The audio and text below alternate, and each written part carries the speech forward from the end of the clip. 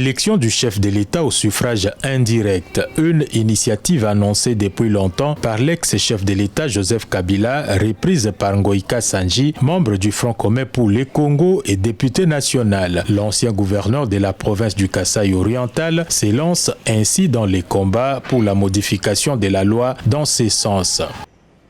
Ces élections pour lesquelles on consacre autant d'argent ne doivent pas être la source des conflits, source de contestations, au risque de basculer le pays dans une guerre civile.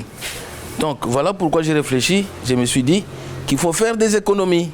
Il faut faire des économies, aller vers le mode du suffrage indirect qui ne va pas coûter cher pour l'élection du président de la République.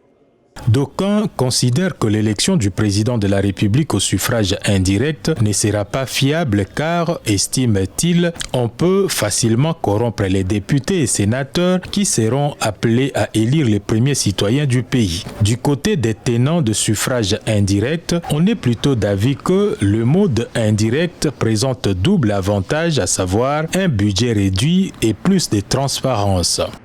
C'est plus facile de contrôler 600 députés, de les mettre dans des conditions telles qu'ils ne peuvent pas être corrompus. C'est plus facile parce que tous les services auront un regard vers ces 600 députés.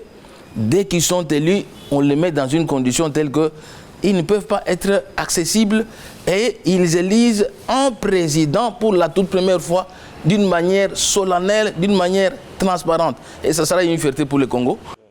Il faut souligner que plusieurs projets de modification de la Constitution aussi contradictoires sont initiés par les députés nationaux. Certains, notamment de l'opposition, appuient le retour à 2 tours de scrutin présidentiel. Cependant, l'adoption ou non de ces projets va dépendre aussi de l'attitude de la population qui reste vigilante sur ces projets de révision de la Constitution.